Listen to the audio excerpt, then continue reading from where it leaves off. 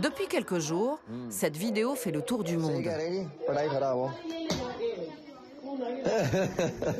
Frappe-le au visage.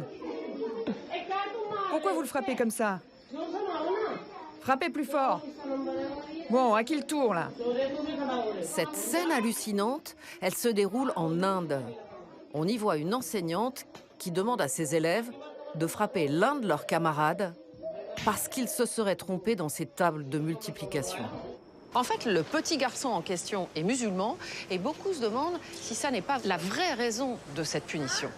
On va en parler avec Loïc Delamornay, qu'on va appeler tout de suite. Loïc, bonjour. Bonsoir Élise. Tu viens de rejoindre l'équipe d'envoyé spécial et on va désormais te retrouver très régulièrement sur le terrain à l'étranger. Justement, aujourd'hui, tu es en Inde et juste à côté du père du petit garçon. Et effectivement, nous allons rencontrer Mohamed Irshad, c'est le père du petit Altamas. Il nous a donné rendez-vous un petit peu à l'écart de son village car il subit d'énormes pressions de sa communauté et des autorités indiennes pour ne pas parler de cette affaire. Mais il nous a accordé cette interview pour envoyé spécial. Namasté, Irshad. D'abord, une question, Irshad. Comment va votre fils? On a vu qu'il avait l'air évidemment très choqué. Il pleurait dans la vidéo. Comment va-t-il? Il va bien maintenant. Il est toujours un peu effrayé et sous le choc. Et c'est pour ça qu'on le tient à l'écart de la foule. On le protège. Il est à l'abri, avec juste notre amour. Vous, en tant que père, en tant que papa, qu'est-ce que ça vous a fait de voir cette vidéo? Je suis dévasté à chaque fois que je revois cette vidéo. Mon cœur est brisé. J'essaie de penser à autre chose en allant travailler dans mes champs. Je travaille jour et nuit. Mais dès que ces images me reviennent dans la tête, je fonds en larmes, tout seul dans mes champs.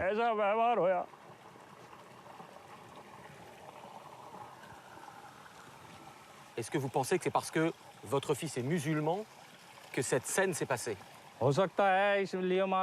Je ne saurai jamais la vérité, la vraie raison pour laquelle il a été frappé comme ça. Mais l'acharnement de tous les autres enfants sur un seul, c'est ça qui me mine. Moi, je pense que les professeurs devraient tout simplement s'abstenir de mentionner les religions des uns et des autres. Lui est hindou, lui est musulman, lui est sikh. Les gamins de 6, 7 ou 10 ans n'ont aucune idée de ce que ça signifie d'être hindou ou musulman. Merci beaucoup. Merci. Si l'histoire de ce jeune garçon a autant ému, c'est parce qu'elle intervient alors que les violences entre communautés religieuses explosent en Inde. Ici, ce n'est pas une tornade qui est passée. Il y a quelques semaines, une procession hindoue a traversé ce secteur musulman. Des affrontements ont éclaté. En représailles, les autorités de la ville ont rasé le quartier.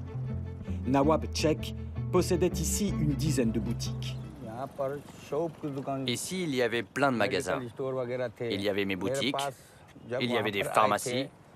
Mes locataires m'ont appelé ce jour-là en disant « Monsieur, monsieur, venez vite, les bulldozers sont là et ils détruisent tout ». C'était le 5 août dernier. Quand je suis arrivé, j'ai demandé aux officiels qui étaient là « Mais pourquoi vous détruisez ce quartier commercial? On n'a reçu aucune information, aucun préavis, rien ». Mais je ne pouvais rien faire. Il y avait des centaines de militaires et de policiers. Je les ai implorés de regarder au moins mes titres de propriété. Je leur ai dit que j'étais en règle, mais personne ne m'a écouté. Et ils ont fini par m'arrêter et par m'embarquer dans un fourgon de police. Quand vous voyez ça, en tant qu'Indien musulman, est-ce que vous vous sentez un citoyen de seconde classe? Mais évidemment, ça fait aucun doute. Ils ont détruit nos maisons et nos boutiques parce que nous sommes musulmans. Les musulmans n'ont plus le droit d'être respectés dans notre société. Le comble, c'est que je louais certains de mes commerces à des frères hindous.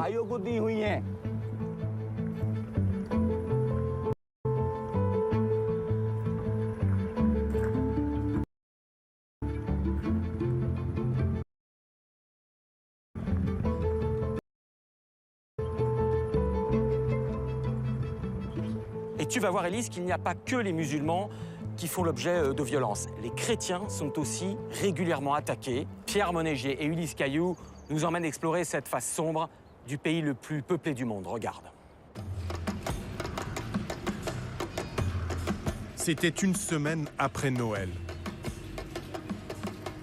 À Narayanpur, capitale du Chhattisgarh, où se trouve la plus grande église de cet État du centre de l'Inde. Le 2 janvier dernier, des centaines d'hommes prennent d'assaut la paroisse. La police est dépassée.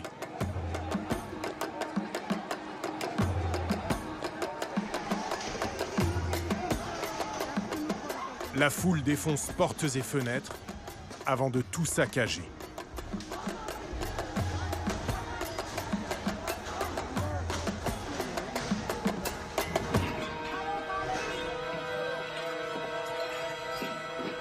En urgence, les religieuses évacuent les enfants de l'école catholique attenante.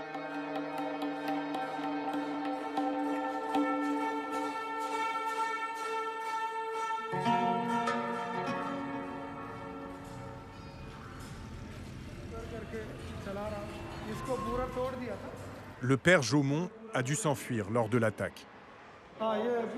L'hôtel était complètement détruit. Ça aussi, là-bas, il a fallu le reconstruire. Et puis ici et là, ils ont même tiré au fusil. Ça m'a rendu profondément triste. L'idée que des gens s'en prennent à vous, à votre religion. Moi, je suis un prêtre. Tout ce que je fais, c'est prier et aider nos fidèles. Pourquoi tout saccager ? Ce type d'incident se multiplie depuis 2 ans.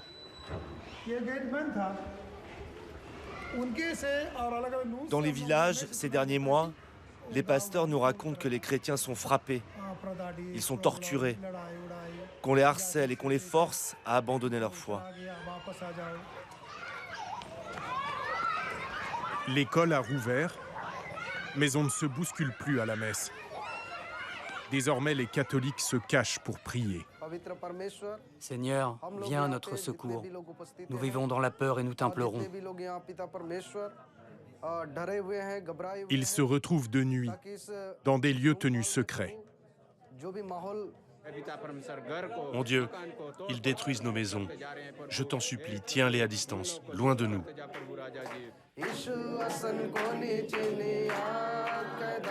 Les chrétiens ne représentent que 2,4% de la population indienne, mais c'est déjà trop pour les fanatiques de la religion majoritaire, l'hindouisme. Ces hommes, hindous extrémistes, qui viennent déloger femmes et enfants en pleine messe, confisquer leur Bible,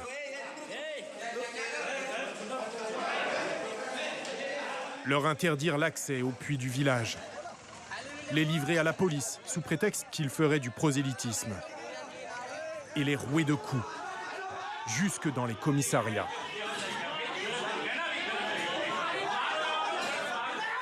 La fureur des hindous vise les chrétiens presque autant que les musulmans.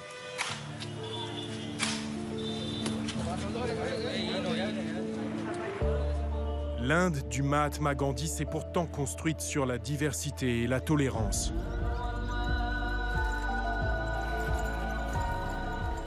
New Delhi compte l'une des plus grandes mosquées au monde.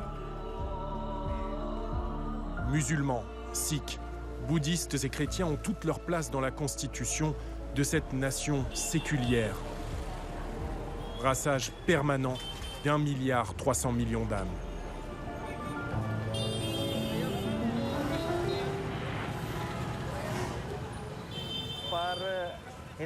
De l'autre côté de la rue, c'est le quartier hindou. Ça a totalement changé. Avant, on se mélangeait, on vivait en harmonie.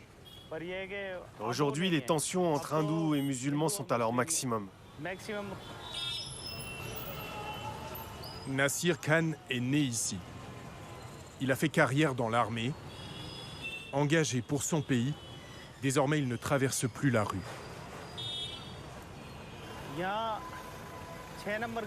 La foule est arrivée par cette rue et ils se sont jetés sur moi.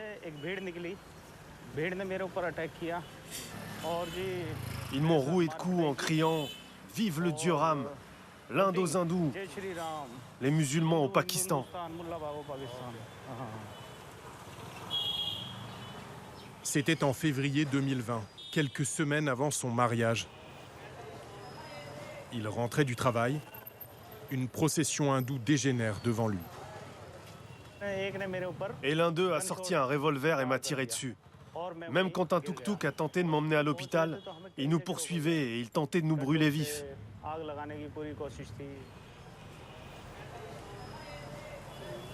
La balle lui a traversé la tête. J'ai les yeux verts et c'est ce que ma fiancée préférait chez moi.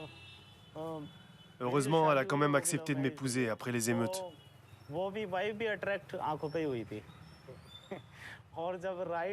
La police a mis 6 mois à enregistrer sa plainte.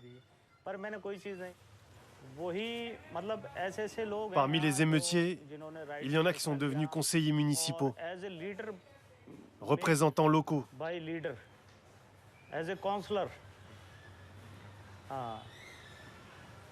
Le gouvernement ne les punit pas. C'est même tout le contraire. Des prêtres arrêtés, des églises et des mosquées incendiées.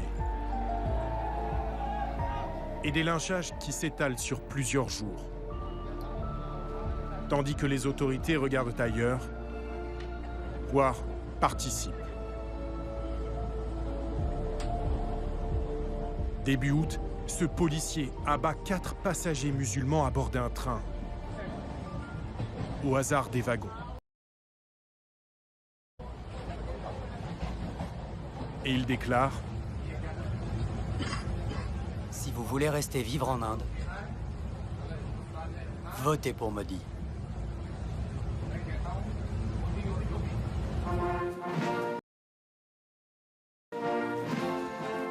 Narendra Modi, le Premier ministre indien. 15 jours plus tôt, il était reçu à l'Élysée, fait Grand Croix de la Légion d'honneur et invité d'honneur du défilé du 14 juillet. Narendra Modi. Voilà, c'est plus qu'un salut d'ailleurs. C'est une accolade. Mais l'homme fort de l'Inde et nouvel ami de la France est aussi le membre le plus influent d'une organisation paramilitaire indienne, inspirée des jeunesses hitlériennes. Le RSS.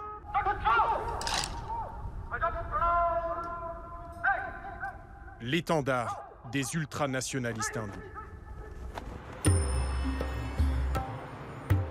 Et ce sont ces sympathisants que l'on retrouve aujourd'hui à la manœuvre, partout dans le pays. Des milliers de petits groupes d'hindous, comme ceux-ci, s'organisent. Avec une mission a priori inoffensive, protéger les vaches, sacrées dans l'hindouisme.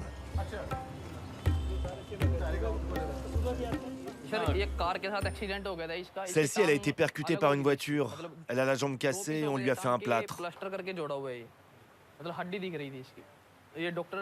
Lui, c'est le vétérinaire, il passe 2 fois par jour pour tous les soins. Pour nous, ces vaches sont des membres de la famille. C'est comme si votre mère, votre sœur étaient là en souffrance. On est prêt à donner nos vies pour les protéger. Lait, beurre et fromage, tout ce qui provient de la vache est sacré, y compris son urine, qui aurait, selon eux, des propriétés médicinales insoupçonnées.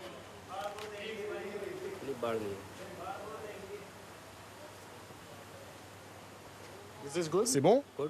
Délicieux.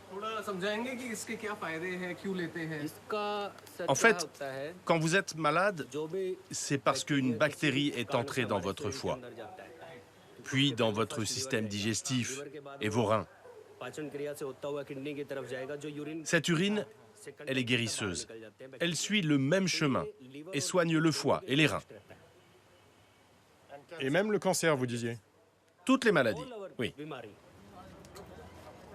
En revanche, il est impensable pour eux que quiconque consomme de la viande de bœuf.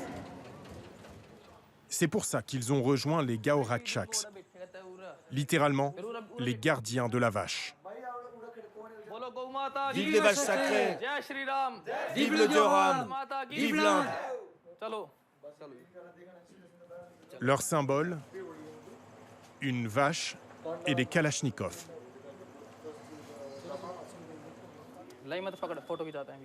Tiens, prends ce gourdin. Et toi, prends ce bâton-là. Devant notre caméra, ils ne sortiront pas d'armes à feu.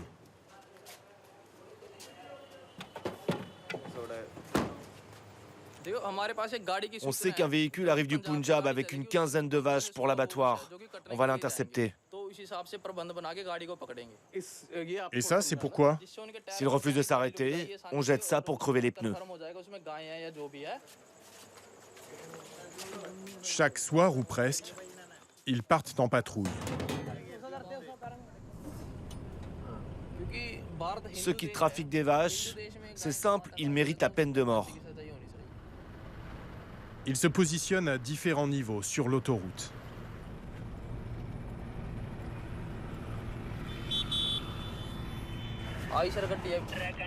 C'est un camion jaune et orange.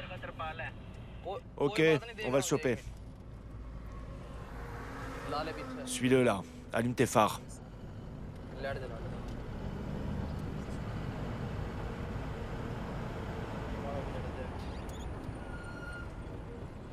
Arrête-toi là, on va le contrôler. Et toi, qu'est-ce que tu transportes à l'arrière? Hein? T'as quoi? Des concombres.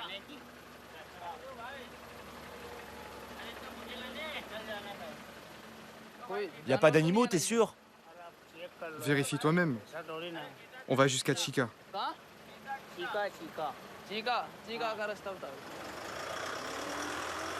Ce soir-là, pas de bétail dans les camions. Lorsqu'il y en a, l'affaire vire à la course-poursuite.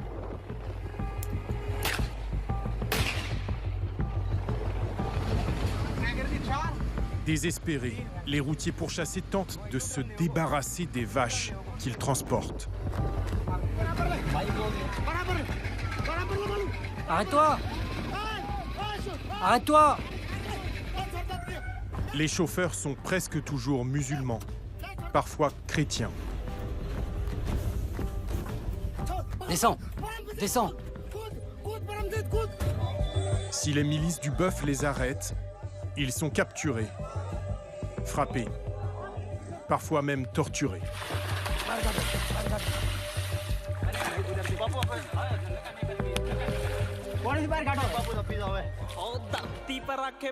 Les Gaorakshaks diffusent eux-mêmes ces images sur leurs réseaux sociaux, en musique. Le plus célèbre d'entre eux se nomme Monu Manesar. Voici ce qu'on trouve sur son compte Instagram. Des armes, des amis dans la police et des vidéos de ses patrouilles.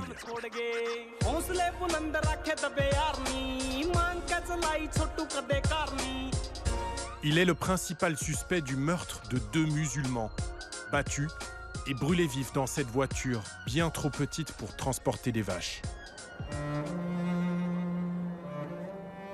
Nous sommes retournés dans le hameau d'où venaient les 2 victimes. Un village à majorité musulmane, extrêmement pauvre, où la plupart des hommes travaillent comme chauffeurs-livreurs. Depuis le meurtre, ils n'osent plus reprendre la route. Hamid est le frère d'un des hommes assassinés. On est terrifiés. Ces meurtriers postent leurs vidéos sur les réseaux, ils nous menacent. Mon frère a été tué. Demain, ça peut être n'importe lequel d'entre nous. La police ne fait rien. Tout se passe sous leurs yeux. Notre gouvernement est complice. Ces gens, ils ont des soutiens haut placés. Ils font ce qu'ils veulent. On n'est plus dans une démocratie.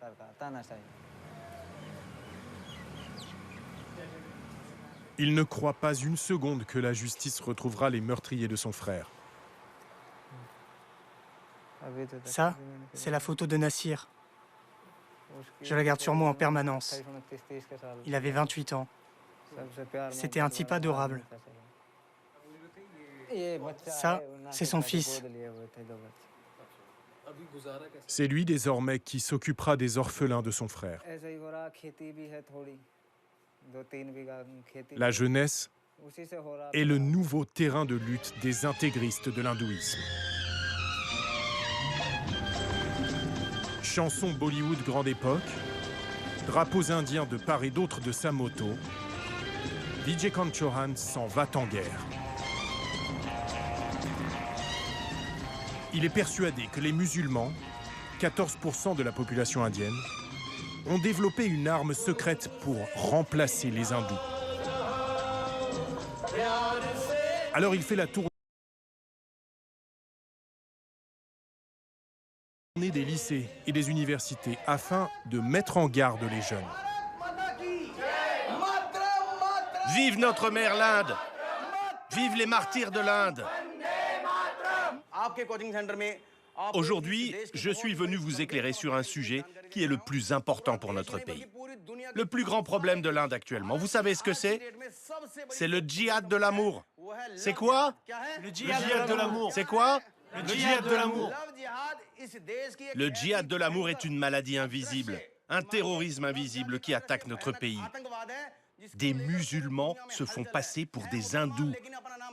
Et toi, par exemple, tu t'appelles comment? Vanishka. Vanishka. Ok. Vanishka, elle va rencontrer un garçon. Il va s'intéresser à elle. Quel genre de film aime Vanishka? Quel est son fruit préféré? Quelle est sa couleur préférée? Pour petit à petit devenir son confident, son ami. Et là, il te fera boire un jus empoisonné. Il t'emmènera dans la jungle, où il abusera de toi. Et il filmera le tout. Et tu seras son esclave. Il te forcera à te convertir et tu changeras de religion. Sinon, il t'enverra en Arabie Saoudite ou au Bangladesh, où tu seras à nouveau exploité et vendu. Et puis on vendra tes yeux, ton foie, tes reins, et ton corps sera découpé en morceaux.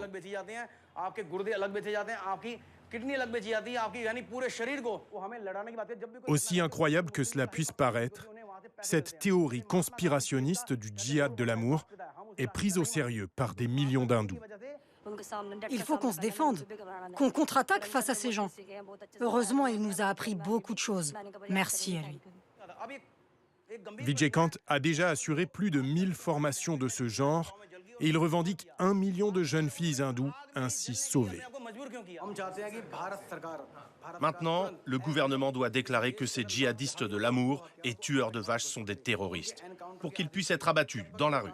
Sans ça, on ne s'en sortira pas et on n'arrivera pas à faire un véritable Hindustan. Voilà l'objectif à peine masqué derrière ce fantasme du love djihad. Une chasse aux couples mixtes, hindous-musulmans ou hindous-chrétiens. Nous avons rendez-vous avec l'un d'eux. Ils souhaitent témoigner à visage découvert, mais nous ne mentionnerons ni la ville ni la région où ils se trouvent, car ils risquent leur vie. Asif et Soumita sont en cavale depuis près d'1 an et déménagent régulièrement, de cachette en cachette. Tu as mis de la cardamome dans le thé? Ils se connaissent depuis l'enfance et sont tombés amoureux sur les bancs de l'université. Je commençais à recevoir des propositions de mariage. Alors j'ai fini par parler de lui à ma famille. Je leur ai dit, voilà, c'est Asif que j'aime depuis toujours. Et je veux l'épouser. Sa famille s'y oppose, mais surtout, des hindous extrémistes s'en mêlent et parviennent à convaincre les policiers qu'Asif a kidnappé Soumita, qu'il est un djihadiste de l'amour. La foule s'est passé le mot et ils ont mis nos têtes à prix. Ils ont déclaré que quiconque nous retrouverait et nous tuerait recevrait l'équivalent de 10 000 euros. Faute de mettre la main sur lui, les fanatiques qui les poursuivent font raser la maison de sa famille au bulldozer et envoient son père en prison.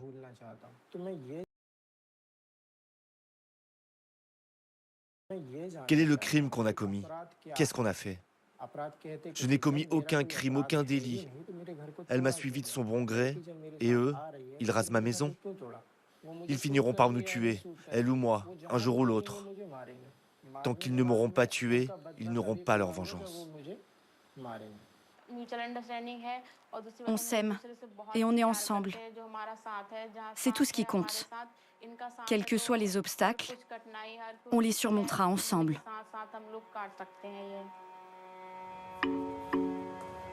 Malgré les menaces et leur vie en cage, Asif et Soumita restent inséparables dans un pays qui ne veut pas d'eux. Et s'il y a un laboratoire de la pureté hindoue, c'est bien Ayodhya en Uttar Pradesh. Cet État est entièrement aux mains du BJP, le parti de Narendra Modi. Ici, les mariages interreligieux sont tout simplement interdits. Les conversions au christianisme sont passibles de poursuites et le Taj Mahal, construit par un musulman, a été retiré des guides touristiques. À la place, les autorités ambitionnent de faire d'Ayodhya le plus grand lieu de pèlerinage hindou. Vive le Dieu Ram! Vive le Dieu Ram! Car selon eux, c'est ici qu'est né Ram, le dieu le plus important de leur panthéon. Pour les hindous, il n'y a pas d'endroit plus sacré qu'ici. J'habite à 60 km. Je suis venu à pied. Ayodhya est unique. Pour l'Inde et pour le monde entier. Sauf que pour les musulmans, Ayodhya est surtout l'endroit où se trouvait la mosquée de Babri. Détruite à main nue en 1992 par une foule d'hindous nationalistes, encouragés là encore par le BJP, actuellement au pouvoir. Un acte illégal entraînant des émeutes et 2000 morts, essentiellement musulmans. Pendant près de 30 ans, personne n'a osé toucher au site, de peur de réveiller les vieux démons. Puis Narendra Modi est arrivé au pouvoir et en 2020, il a posé la première pierre de ce qui sera le plus grand temple de l'hindouisme sur les ruines de la mosquée ravagée. Je prie pour que le dieu Ram et la déesse Sita nous bénissent. La construction de ce temple va changer l'avenir d'Ayodhya. L'objectif est de faire d'Ayodhya le Vatican de l'hindouisme. Un chantier chiffré à 200 millions d'euros. Le gouvernement promet qu'il sera terminé en 2024, juste avant les prochaines élections. Le parti nationaliste hindou de Narendra Modi compte bien dessus. Et ses élus locaux ne cachent pas leur enthousiasme. Namaste, Jai Shri Ram, कैसे हैं? How are you? वो 500 बरसों से चला आ रहा है. Cela fait 500 ans qu'on attend de reconstruire notre temple. 500 ans. Et notre cher Modi l'a fait. Modi nous a été envoyé par les dieux. Le chantier est un message clair adressé aux musulmans. Ces gens doivent comprendre que leurs mosquées construites sur nos lieux saints seront rasées les unes après les autres.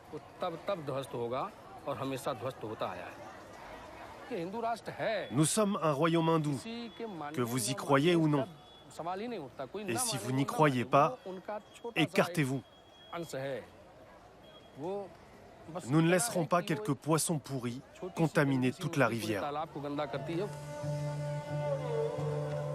Ces menaces à peine voilées se propage dans les rues indiennes.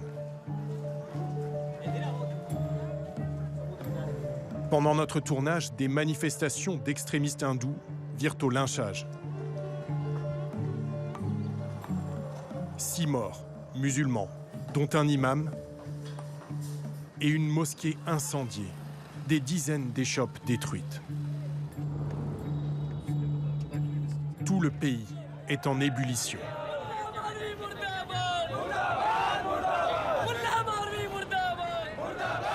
Qu'est-ce qui se passe? C'est une manif organisée par un groupe ultranationaliste hindou, le VHP. Il y a des rassemblements partout dans le pays aujourd'hui.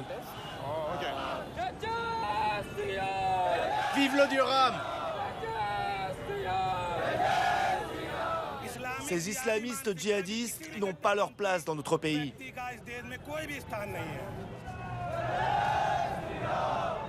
Sur cet épouvantail, ils ont écrit l'esprit djihadiste.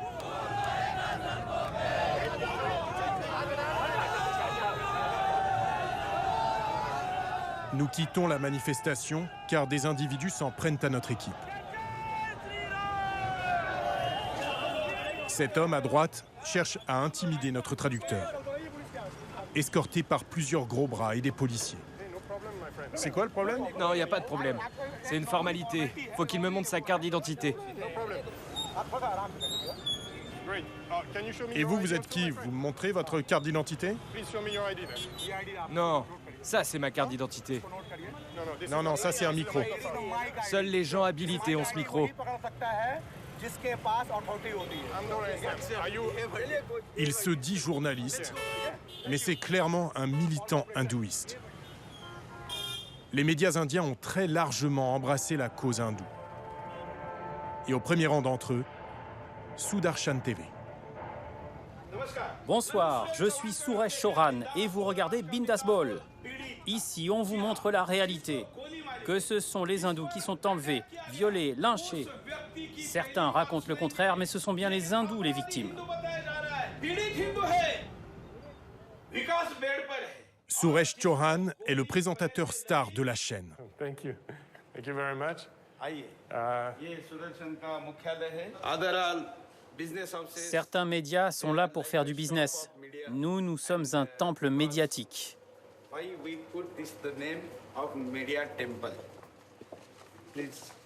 Entrez. On enlève nos chaussures? C'est un lieu sacré? Son bureau, salle de prière, donne le ton.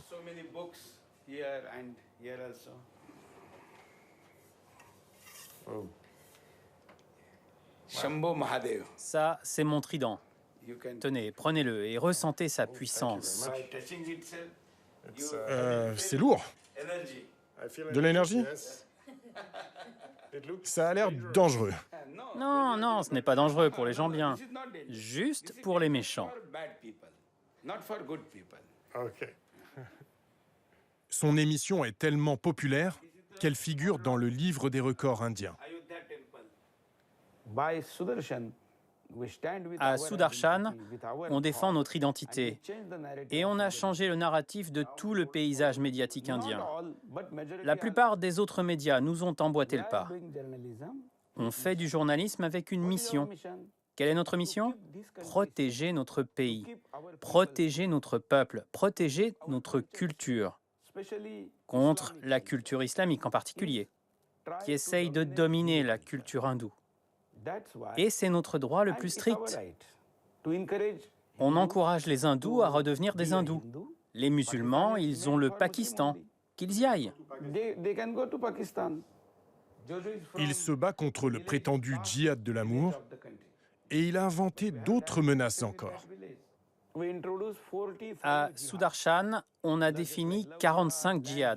Le djihad de l'amour, le djihad de l'accaparement des terres, le djihad de la bureaucratie et le djihad médical.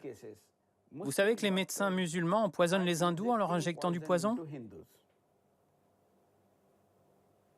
On a plein d'histoires comme ça.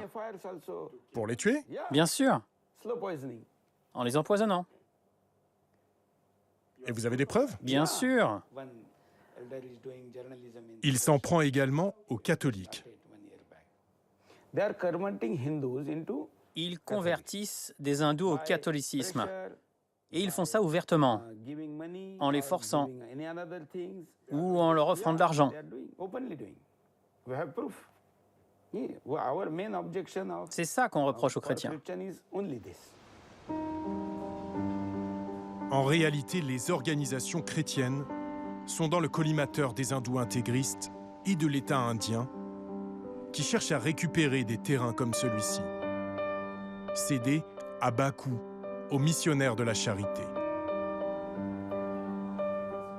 C'est Chotebai qui en avait négocié l'achat en 1969 avec la fondatrice de la congrégation, Mère Teresa. Prix Nobel de la paix et icône mondiale de l'aide aux plus démunis. Bonjour. Bonjour à tous. L'hospice accueille aujourd'hui 150 personnes. Tous ces gens sont des sans-abri. Certains vivent ici depuis des années. Et ils viennent de toute religion? Oui, oui. Il n'y a pas de séparation? Non, non, non, c'est totalement laïque. Ce sont les plus miséreux des pauvres de l'Inde. Ceux dont personne ne veut. Mais depuis 2 ans, le travail des missionnaires est devenu très précaire. Des terrains sont repris, des centres fermés. Et ils vivent sous la menace permanente de voir les dons venus de l'étranger, 90% de leur budget, interdits du jour au lendemain. Ils utilisent toutes sortes de prétextes. Vous n'avez pas tel papier, vous n'avez pas telle autorisation. Mais la vraie raison, c'est qu'ils cherchent à supprimer toute œuvre de charité menée par les chrétiens.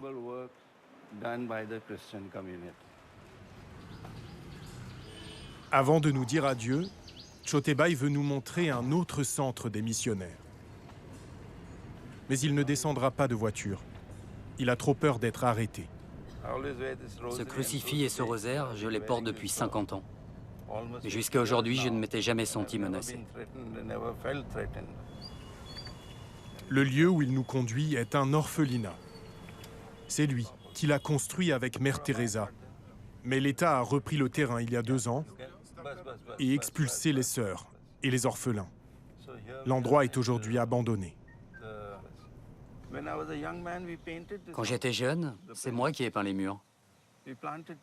On a planté tous les arbres.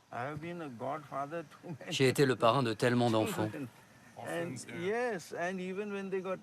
À leur mariage, c'est moi qui remplaçais leurs parents. C'est moi qui les guidais à l'hôtel. Alors oui, mon cœur saigne aujourd'hui. Pourquoi est-ce qu'ils font ça?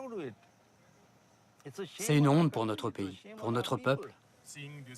Voir l'endroit comme ça, ça vous attriste? Oui. Ça, c'est pas des larmes de crocodile.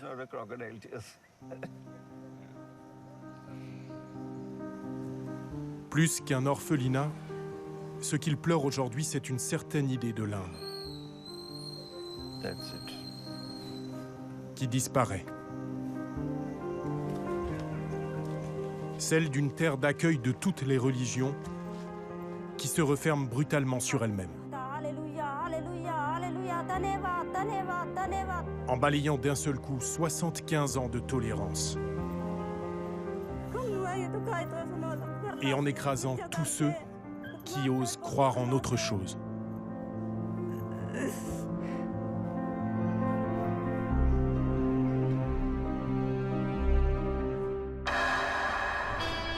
Cela fait 8 mois aujourd'hui que notre confrère Mortaza Berboudi est détenu en Afghanistan. Nous pensons à lui qui a collaboré à Envoyé spécial, à ses proches, et nous demandons sa libération immédiate. C'est la fin de ce nouveau numéro d'Envoyé spécial. On se retrouve dès la semaine prochaine. Tous nos reportages sont disponibles sur notre site internet franceinfo.fr, rubrique magazine. On reste bien sûr en contact sur les réseaux sociaux. Dans un instant, c'est complément d'enquête avec Tristan ou Alex. Excellente fin de soirée sur France 2. Merci. Bonsoir.